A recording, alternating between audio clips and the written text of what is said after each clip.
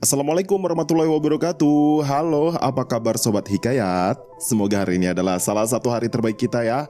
Badan sehat, pikiran waras, semua keinginan baik terkabul. Dan apapun yang kita rencanain hari ini tuh bisa berjalan dengan baik dan lancar. Amin. Nah Sobat Hikayat, hari ini saya Abu Yaradwa akan kembali mengisahkan sebuah tragedi yang pernah viral beberapa tahun lalu, yang lebih tepatnya itu terjadi pada tahun 2008. Pada waktu itu, di sebuah pendakian di Gunung Salak, secara mengejutkan ada seorang pendaki perempuan yang tiba-tiba berubah menjadi pocong. Nah, bagaimana dia bisa menjadi pocong begitu? Simak video ini sampai habis kalau kalian penasaran.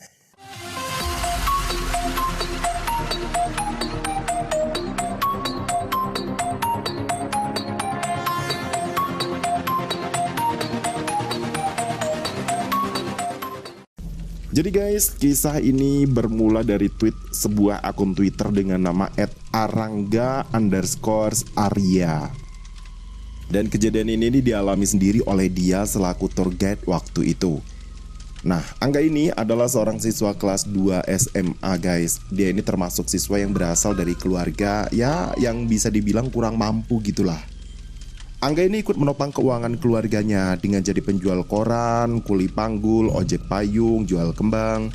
Ya pokoknya kerja serabutan gitu deh di pasar deket rumahnya. Jadi apapun itu dia kerjakan selagi itu halal. Tapi yang jelas pekerjaan itu dia lakukan setelah dia pulang sekolah ya. Nah pada waktu itu sekolah Angga ini mau ngadain study tour gitu loh guys ke Jogja. Yang waktu itu kisaran biayanya itu 400 sampai 500 ribuan gitu. Angga yang emang gak ada duit waktu itu memutuskan untuk gak ikut study tour. Jadi waktu itu katanya sih cuma dia sendiri gitu loh guys yang gak ikutan study tour. Duh kasihan juga ya. Nah buat ngisi waktu luang, karena kan dia juga gak sekolah ya, alias sekolahnya itu libur. Jadi dia itu mulai kerja mengais rezeki di pasar gitu sejak pagi. Waktu Angga lagi manggul terigu nih ceritanya, ada kakak kelasnya, cewek, yang lihat Angga. Dia deketin lah si Angga dan kakak kelasnya itu nanya kenapa kok Angga gak ikutan study tour. Jadi ya Angga jawab aja apa adanya ya kalau dia itu gak punya duit. Ya mungkin karena empati ya kakak kelasnya itu minta Angga buat ke rumahnya sore itu. Katanya sih mau ada pekerjaan gitu yang mau dikasihin ke Angga. Dikasihlah Angga nomor HP-nya dan alamat rumahnya. Sore harinya selepas Angga kerja nguli di pasar, pulanglah si Angga mandi dan bersih-bersih sebentar dia di rumahnya. Habis itu Angga langsung cus nih ke rumah kakak kelasnya itu. Dengan modal nomor telepon sama alamat yang dikasih itu, Angga beberapa kali naik angkot dan akhirnya tibalah dia di rumah kakak kelasnya itu guys. Nah waktu itu Angga ini dikenalin sama abangnya kakak kelasnya itu. Karena kan memang urusannya ini si kakak kelasnya ini mau ngasih kerjaan Angga ini berkaitan sama abangnya. Nah abangnya itu nawarin ke Angga nih buat jadi tour guide dia dan teman-temannya yang mau naik ke Gunung Salak. Waktu itu bayarannya 500 ribu gitu buat guidein selama 4 hari 3 malam. Karena memang butuh duit dan emang Angga ini pernah naik ke Gunung Salak beberapa kali, akhirnya ya Angga iya-iyain aja guys tawaran itu. Setelah ngobrol ngalor ngidul, ternyata malam makin larut ya. Akhirnya Angga itu disuruh nginep lah di rumah kakak kelasnya itu. Subuhnya Angga pulang ke rumahnya buat packing-packing. Dan beberapa jam kemudian dia OTW lagi ke rumah kakak kelasnya itu. Terus Angga sama abangnya itu berangkat ke Lido. Karena memang mereka janjian di sana buat ketemuan sama 7 orang dari Jakarta yang mau muncak ke Salak. Waktu itu mereka itu bertujuh itu 4 cowok dan 3 cewek plus Angga sama abangnya itu. Jadi totalnya itu ada 9 orang. Nah waktu itu selain jadi tour guide, Angga juga disuruh bawain barang cewek-cewek gitu guys. Jadi kebayang ya gimana susahnya perjuangan Angga demi dapat duit, sampai rela manggul barang seberat itu ke puncak gunung. Sempet juga sih waktu itu si cewek-cewek itu nanya ke Angga, berat nggak? Cuma ya Angga jawab aja kalau dia itu tuh udah biasa bawa barang berat kayak gitu. Tapi kan ya bukan dalam kondisi naik gunung begini ya. Dan tibalah mereka di salah satu area lereng gunung pada pukul 5 sore. Di tempat itu Angga memutuskan buat mendirikan tenda. Dan tenda pun didirikan. Angga nyiapin nih buat api unggun waktu itu. Jadi dia nyari-nyari kayak kayu sama daun-daun kering gitu buat dibakar. Malamnya kayak biasa ya, mereka nyanyi-nyanyi, minum bandrek, ngopi, ya intinya having fun gitulah. Dan tibalah mereka membuat suatu permainan, yang mana permainan itu adalah permainan memutar botol. Jadi permainannya itu semua duduk memutar, lalu ada satu orang yang muter botol. Dan di mana letak kepala botol itu berhenti setelah diputar, disitulah orang itu harus berkata hal yang paling membuat dia merasa takut. Nah, waktu itu botol itu berhenti pas mengarah ke salah satu pendaki perempuan yang bernama Ririn, guys. Jadi si Ririn ini wajib bilang ke mereka hal apa yang paling dia takuti. Ya walaupun ragu ya, waktu itu si Ririn ini bilang kalau dia itu paling takut kalau dia meninggal, terus arwahnya itu gentayangan gitu jadi hantu. Karena itu kan situasinya bercanda santai gitu ya guys ya. Jadi pada ketawalah mereka yang ada di sana. Terus pas ada yang nanya nih, kalau jadi hantu siapa yang mau ditakut-takutin? Si Ririn ini asal aja jawab Angga gitu katanya, sambil liatin si Angga. Ketawalah lagi mereka, termasuk si Angga ini, karena dianggap jawaban si Ririn itu ya cuma buat lucu-lucuan doang. Malam pun mulai larut guys, dan mereka itu bersiap-siap untuk masuk dan tidur di tendanya masing-masing. Jadi mereka itu bikin tenda 3 ya guys. Tenda pertama itu isinya 3 perempuan, tenda kedua 4 laki-laki, dan satu tenda lagi itu isinya Angga sama abangnya itu. Baru sekitar 5 menitan mereka masuk ke dalam tenda, tiba-tiba 2 orang di tenda cowok itu mau ke sungai guys, karena ngerasa kebelet gitu mau buang air besar. Dipanggil lah si Angga ini buat nemenin mereka. Nah mereka jalan bertiga tuh ke arah sungai. Tapi baru beberapa meter mereka melangkah, tiba-tiba mereka dengar suara cewek ketawa cekikikan gitu loh guys. Karena mungkin mereka masih positive thinking ya, mikirnya tuh mungkin mereka cuma halu aja waktu itu. Jadi mereka terusin aja tuh jalan menuju ke sungai. Tapi guys, baru aja mereka melangkah beberapa meter, tiba-tiba mereka dengar suara orang kelahi guys. Sampai dentingan suara pedang beradu itu jelas banget suaranya di telinga mereka. Ini gak cuma 1-2 orang loh yang dengar, tapi mereka itu 3-3-nya tuh dengar semua. Karena takut, akhirnya salah satu cowok itu lari balik lagi ke tenda. Sementara cowok yang satunya, mungkin karena udah kebelet bener ya, itu tuh tetap jalan ke arah sungai dengan ditemenin sama si Angga. Ya Angga waktu itu sebenarnya takut juga loh guys, tapi kan karena dia ngerasa tanggung jawab gitu sama pekerjaan ini ya, jadi dia tuh tetap nemenin kliennya yang satu ini. Di sungai itu, Angga sama cowok itu tuh agak berjauh-jauhan gitu loh guys. Dan kebetulan Angga waktu itu juga mau buang air kecil juga. Jadi kayak Angga itu menghadap ke semak-semak membelakangi cowok itu. Dan waktu Angga pipis itulah Angga mendengar suara gemeresek semak-semak di depannya. Dan tiba-tiba keluarlah dari dalam semak-semak itu sesosok bayangan hitam yang ternyata seekor macan guys. Waktu itu antara percaya nggak percaya ya si Angga di waktu lihat macan itu. Karena kan dia mikirnya, masa iya sih di Gunung Salak ini ada macannya? Angga waktu itu diem aja gak berani gerak sama sekali guys. Sementara macan itu jalan pelan-pelan menuju bibir sungai dan dia itu minum di sana. Setelah minum, macan itu langsung lari ke semak-semak dan hilang di telan kegelapan. Nah, anehnya nih, waktu itu cowok ya lagi BAB itu sama sekali gak ngelihat sosok macan itu guys. Padahal kan posisi macan minum di air itu kan cuma beberapa meter aja dari dia jongkok itu. Nah, selepas buang hajat, baliklah si Angga dan cowok itu ke tenda. Di tengah perjalanan mereka menuju tenda, mereka berpapasan 2 cowok lainnya dari tenda cowok itu guys. Tapi waktu ditanya mau kemana, mereka berdua itu gak jawab guys, jadi kayak jalan lewat gitu aja. Mungkin anggapnya kayak mereka berdua itu lagi kebelet aja, jadi si Angga sama cowok yang diantarnya itu gak nanggapin juga. Dan mereka terus melanjutkan perjalanannya menuju tenda masing-masing. Angga masuk ke tendanya dan cowok itu masuk ke tenda rombongannya. Tiba-tiba baru aja cowok itu masuk ke dalam tendanya, dia tuh teriak kaget gitu loh guys. Tapi teriakannya tuh kenceng banget. Sampai-sampai Angga sama abangnya yang waktu itu tidur tuh jadi kebangun. Karena dikira ada apa-apa, larilah Angga dan abangnya itu ke tenda cowok itu. Dan tahu nggak guys, ternyata 2 cowok yang tadi papasan sama Angga sepulang dari sungai itu udah ada di tenda guys. Mereka berdua itu yang tadi papasan sama Angga itu bilang kalau dari tadi mereka itu tidur di dalam tenda, gak ada mereka keluar apalagi ke arah sungai. Nah teganglah si Angga dan cowok yang barusan ditemenin Angga BAB itu guys. Jadi yang mereka temui di jalan tadi itu siapa? Akhirnya abang yang bareng Angga itu menenangkan mereka guys, dan minta semuanya itu buat tidur aja karena perjalanan besok itu masih panjang.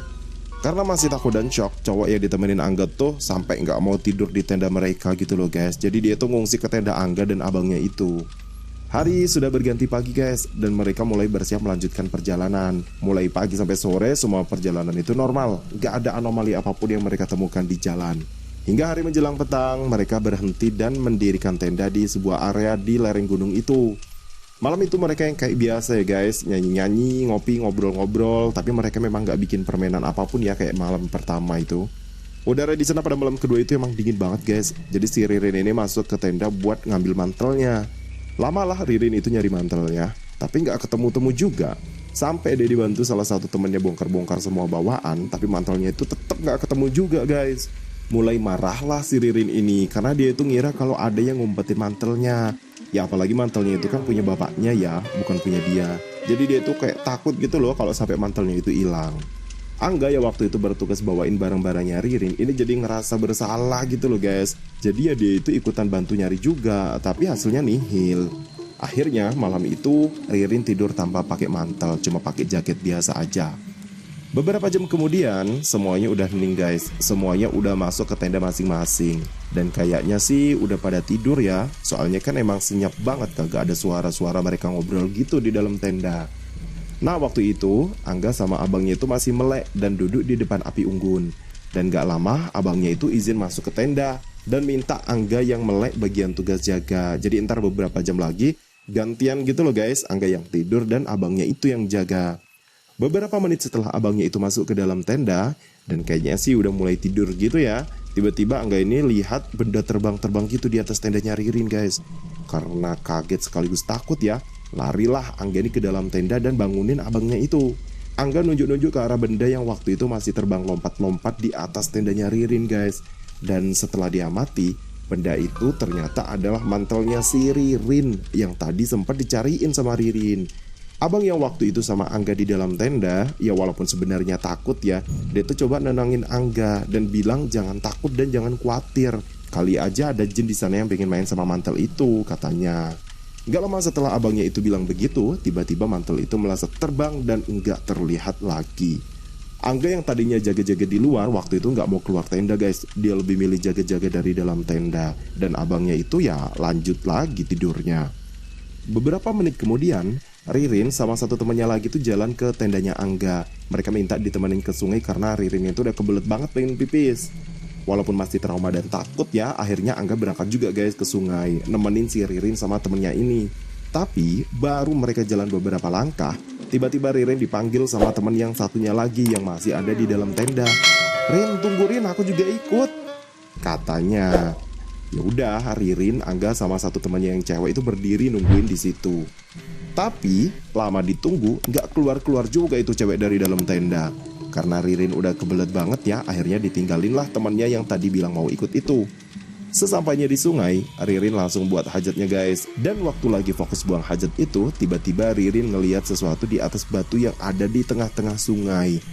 Waktu dia mati dengan seksama, ternyata sesuatu itu adalah mantelnya yang tadi hilang itu guys. Teriaklah si Ririn itu ke Angga, ngasih tahu kalau itu mantelnya. Ririn yang mau jalan ke tengah sungai buat ngambil mantel itu langsung dicegah guys sama si Angga. Dan Angga itu nawarin diri gitu, biar dia aja yang ngambil mantelnya itu. Ya walaupun Angga takut juga sih, soalnya kan tadi dia lihat dengan mata kepala dia sendiri kalau mantel itu barusan aja terbang-terbang di atas tendanya Ririn. Setelah mantel berhasil diambil, Angga nyerahin mantel itu ke Ririn. Ini bukannya terima kasih, si Ririn ini malah ngedumel gitu loh guys. Karena dia itu ngerasa kayak dikerjain gitu perkara mantel ini. Ya mungkin si Ririn itu ngomel-ngomel gitu juga karena dia ini khawatir ya dan takut dimarahin sama bapaknya kalau mantel ini sampai hilang. Secara mantel ini kan mantelnya bapaknya yang dia pinjem tanpa sepengetahuan bapaknya. Sesampainya di tenda, Ririn dan teman yang ikut dia ke sungai itu kaget guys. Karena teman yang di dalam tenda yang tadi teriak minta ditungguin tadi, itu bukannya nyusul ke sungai malah tidur lagi di dalam tenda. Dibangunin lah teman yang lagi tidur itu. Ya niatnya mau ditanyain gitu kan, tadi minta ditungguin tapi kok malah tidur lagi. Ditanya begitu, bingunglah temennya yang tadi tidur ini guys. Karena dia ngerasa dari awal tidur itu sama sekali dia gak bangun. Dan gak juga bilang minta ditungguin buat ke sungai.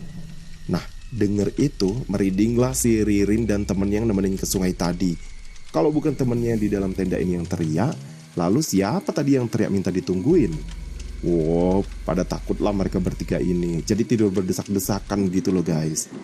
Besok paginya mereka mulai melakukan perjalanan lagi guys. Jadi ya memang mereka jalan santai gitulah naik ke Gunung Salak ini. Ya mungkin ini definisi benar-benar menikmati perjalanan dan merasakan belayan alam gitu kali ya. Dan waktu itu memang gak ada satupun yang cerita tentang kejadian yang semalam mereka alami. Nah singkat cerita, hari pun beranjak petang lagi guys. Malam itu, seperti biasa mereka mulai mendirikan tenda. Dan malam harinya ya mereka melakukan aktivitas bersantai, ngobrol-ngobrol di depan api unggun, minum bandrek, dan lain-lain lah.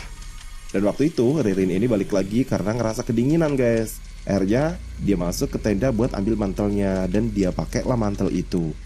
Waktu itu Ririn sendirian di tenda ya guys, sementara teman-teman yang lain itu pada ngumpul mengitari api unggun. Tiba-tiba Ririn ini berteriak-teriak dari dalam tenda guys. Dia ngerasa kepanasan dan mau buka mantelnya itu, tapi kayak nggak bisa gitu loh. Mantelnya itu kayak bener-bener nempel ke kulitnya dan susah banget dilepas. Berhamburanlah teman-temannya itu ke arah tenda Ririn guys. Walaupun awalnya mereka ngira ini si Ririn tuh kayak mau ngeprengin mereka gitu ya, tapi ngelihat kondisinya Ririn waktu itu, mereka itu langsung gercep pada bantuin Ririn buat ngelepasin mantel yang dipakainya itu. Tapi menurut si Angga ya, waktu dia pegang mantel itu, dia tuh ngerasa kayak kesetrum gitu loh guys. Jadi dia lepasin lagi, nyoba megang lagi, kesetrum lagi. Gitu terus berulang-ulang. Ditambah lagi Ririn yang menggeliat-geliat kepanasan gitu kan ya. Jadi ya makin susah aja lah buat mereka ngelepasin mantelnya si Ririn ini. Entah karena saking gak kuatnya atau entah ada kekuatan apa, tiba-tiba Ririn ini berdiri dan lari keluar tenda guys. Dikejarlah sama mereka sampai Ririn ini jatuh dan mereka itu megangin kaki Ririn. Tapi badan Ririn tuh kayak ada yang narik gitu loh guys, sampai mereka itu udah gak bisa nahan kaki Ririn lagi. Dan mereka lihat tubuh Ririn itu ketarik sampai di bawah sebuah pohon besar. Gak cukup sampai di situ aja guys, tubuh Ririn ini ditarik ke atas dan melayang beberapa meter di atas tanah. Waktu itu antara terkejut, takut, bingung, kasihan, dan berbagai perasaan lain itu campur aduk jadi satu guys. Hingga pada satu titik mereka melihat dengan mata kepala mereka sendiri, secara perlahan mantel itu semakin membungkus tubuh Ririn yang melayang-layang itu, hingga mantel itu berubah menjadi kain kafan yang membalut tubuh Ririn menjadi sebuah pocongan guys. Nangislah itu teman-teman si Ririn guys. Mereka tuh gak percaya kalau Ririn itu bisa sampai berubah jadi pocong kayak gitu. Waktu itu masih menurut cerita Angga, dua orang yang kebetulan ada paling deket dengan Ririn itu ngelihat dengan mata kepala mereka sendiri loh guys, kalau kaki Ririn itu tiba-tiba itu tuh menyusut dan berubah warnanya jadi kayak hitam keabu-abuan gitu loh. Dan kakinya itu ngeluarin bau yang busuk banget. Waktu itu wajahnya Ririn tuh belum berubah ya guys ya. Masih keinget Angga ini betapa memelas dan takutnya ekspresi wajah Ririn waktu itu. Ya kemudian sedikit demi sedikit ikut berubah juga warnanya jadi hitam. Dan lama-lama jadi hancur dan busuk, sama kayak kaki dan tangannya. Gak lama kemudian, waktu Ririn udah sempurna berubah jadi sosok pocong yang mengerikan itu, tiba-tiba sosok pocong Ririn ini terbang melesat sambil diikuti suara Ririn yang menangis minta dibukakan mantelnya guys. Waktu itu langsung mereka berdelapan yang ada di situ tuh buru-buru berkemas sambil ngambil barang seadanya yang bisa mereka bawa guys. Jadi tendanya itu dibiarin gitu aja. Lalu larilah mereka menuruni lereng gunung Salak itu. Waktu mereka berlarian itu, sosok pocong Ririn itu masih ngikutin mereka loh guys. Jadi kayak lompat-lompat di pepohonan yang ada di sebelah mereka sambil nangis-nangis gitu, minta dibukain mantelnya dan minta jangan ditinggalin. Setelah beberapa jam mereka berlari-larian menuruni gunung itu, tibalah mereka di pemukiman penduduk. Bertepatan dengan tahrim subuh itu mulai bersahut-sahutan. Tapi waktu itu sosok pocong Ririn yang tadinya ngikutin mereka itu udah gak ada lagi guys. Angga ini gak tahu jelas sih guys, pocong Ririn ini berhenti ngikutin mereka sejak kapan. Soalnya waktu itu fokusnya itu cuma mau turun gunung itu secepat mungkin. Nah, waktu mereka tiba di permukiman penduduk inilah tiba-tiba suara HP-nya Ririn ini bunyi. Waktu itu HP-nya si Ririn ini dibawa sama salah seorang teman cewek yang waktu itu nganterin Ririn ke sungai. Pas dilihat ada banyak banget miss call dari bapaknya Ririn ini guys. Dan pas di panggilan kesekian kalinya, akhirnya cewek itu berani ngangkat panggilan HP itu. Begitu diangkat, langsung aja suara dari HP itu bilang kalau Ririn jangan sampai pakai mantel itu. Apapun yang terjadi, jangan sampai Ririn itu pakai mantel itu. Nah, waktu itu cewek yang angkat HP itu bilang guys, kalau itu yang nerima telepon itu bukan si Ririn tapi temennya. Dan dia itu bilang kalau Ririn itu berubah jadi pocong. Wah, marah-marahlah bapaknya Ririn di telepon itu guys. Segala sumpah serapah itu dia keluarin semua. Waktu itu mereka semua pada diem gitu loh guys. Kan bingung juga sih yang mau jawab apa. Setelah beberapa menit bapaknya Ririn itu ngomel-ngomel, akhirnya dia tanya nih posisi mereka itu ada di mana. Nah, waktu itu si abang itu yang ngajakin Angga itu bilang kalau mereka sebaiknya ketemuan di rumah Angga pagi itu. Jadi mereka itu pada balik gitu ke rumah abangnya itu. Beberapa jam kemudian, sekitar jam 11 siang, nyampe lah bapaknya Ririn ini ke rumahnya abang. Di sana lagi-lagi bapaknya Ririn ini ngomel-ngomel gak karuan guys. Malah dua cewek temennya Ririn itu sampai nangis-nangis gitu loh guys. Entah karena ketakutan sama bapaknya Ririn atau sedih karena temennya udah berubah jadi pocong, gak tahu. Tapi setelah dijelaskan duduk perkaranya, amarah bapaknya Ririn itu sedikit mereda. Nah, karena yang diperluin bapaknya Ririn itu waktu itu cuma Angga dan si Abang, jadi teman-temannya Ririn itu udah dibolehin pulang guys. Sementara si Angga dan si Abang itu dimintain tolong nunjukin tempat di mana Ririn berubah jadi pocong. Waktu itu si Abang ini nggak mau guys, sampai dia itu tuh nangis-nangis gitu loh. Mungkin karena saking traumanya gitu kali ya. Akhirnya Angga sendirilah yang nemenin bapaknya Ririn ini ke tempat di mana Ririn berubah jadi pocong. Padahal ya, baru jam 9 pagi Angga ini turun, terus tahu-tahu jam 2 siangan gitu udah harus naik lagi ke Gunung Salak guys. Kebayang ya, pasti itu capek banget sih. Apalagi ini kan situasinya Angga itu habis ngalamin kejadian yang benar-benar di luar nalar gitu ya. Waktu itu hari sudah malam guys, suasana di sana itu cukup gelap. Nah, Angga ini memandu bapaknya Ririn menuju lokasi di mana Ririn berubah jadi sesosok pocong. Angga jalan di depan, sementara di belakangnya ada bapaknya Ririn dan satu lagi paling belakang itu guru spiritualnya bapaknya Ririn. Jadi mereka itu cuma bertiga aja ya guys ya. Nah, begitu sampai di tempat yang dituju, langsunglah itu guru spiritualnya mulai melakukan ritual guys. Kayak baca-baca mantra sama bakar kemenyan gitu loh guys. Tiba-tiba dari kejauhan datanglah sosok mendekat ke arah mereka. Waktu itu si Angga ini nggak lihat dengan jelas sosok itu ya guys. Tapi dia tuh ngerasa tanah itu kayak bergetar gitu nah. Dan karena takut si Angga ini menjemin matanya, gak berani buka matanya dia. Yang didengar Angga waktu itu, guru spiritual itu nanyain posisi sosok pocong Ririn itu ada di mana. Tapi kata makhluk raksasa itu, pocong Ririn ini udah diusir dari gunung itu karena si makhluk raksasa ini gak suka sama pocong Ririn. Cuman sosok raksasa ini gak bilang gitu loh guys, si pocong Ririn ini dia usir kemana. Setelah itu sosok raksasa ini hilang gitu aja dari hadapan mereka. Si bapaknya Ririn dan guru spiritualnya itu sempat berdebat juga waktu itu guys. Bapaknya Ririn ini pengen mereka stay di gunung itu buat nyariin Ririn. Tapi si dukunya itu ngajakin turun aja karena dia itu yakin kalau Ririn itu udah gak ada di gunung itu lagi. Mungkin ya setelah dia teropong dari kacamata spiritualnya juga kali ya. Dan akhirnya mereka sepakat turun malam itu juga. Begitu mereka sampai di kaki gunung, di permukiman warga pada pagi harinya, warga di sana itu udah pada heboh gitu loh guys. Mereka itu heboh, katanya banyak rumah warga yang malam itu didatengin sosok pocongnya Ririn guys. Jadi menurut mereka, rumah mereka itu diketuk beberapa kali. Waktu dibuka, ternyata udah ada pocong Ririn yang nangis-nangis minta dibukain mantelnya. Tapi setelah itu pocong Ririn itu langsung hilang, pindah lagi dia ke tempat lain. Awalnya sih berita itu nggak begitu rame ya guys, paling cuma di sekitaran kampung situ aja. Tapi lama-lama cerita itu mulai nyebar ke kampung lain juga, karena ternyata di kampung lain itu juga ada teror pocong si Ririn ini. Bapaknya Ririn yang waktu itu dengar kabar itu langsung kayak sedih gitu loh guys. Dan dia itu bilang ke warga kalau ada yang bisa nangkep itu pocong bakal dikasih hadiah apapun yang mereka minta. Ya bapaknya Ririn berani kasih sayembara kayak gitu kan karena emang dia punya modal ya. Jadi bapaknya Ririn ini kayak pengusaha tambang yang sukses gitu loh. Jadi duitnya itu emang banyak banget. Makanya dia sampai mau bikin sayembara begitu ke warga. Makin banyaklah warga yang tertarik guys buat nangkep pocongnya si Ririn ini. Tapi ya gitu, setelah beberapa hari nggak ada yang berhasil nangkep pocongnya si Ririn ini guys. Dan teror itu masih tetap berlanjut. Pocongnya Ririn ini masih ngetukin rumah dari pintu ke pintu warga gitu loh. Tapi anehnya ya, setiap mau ditangkap, pasti si pocong Ririn ini kabur guys. Entah lompat tinggi atau hilang. Padahal kan dia sendiri ya yang minta dibukain mantelnya. Nah, tepat hari ketiga atau keempat gitulah, bapaknya Ririn ini datang lagi ke perkampungan itu dengan ditemanin Angga dan guru spiritualnya. Waktu itu guru spiritualnya itu bawa 2 orang guys, entah itu muridnya atau siapa, Angga nggak cerita. Dan malam itu perburuan pocong Ririn pun dimulai lagi. Tepat jam 1 malam setelah mereka berkeliling nyariin pocong Ririn, tiba-tiba ada warga yang teriak kalau dia itu lihat pocong Ririn lagi ada di depan rumah warga.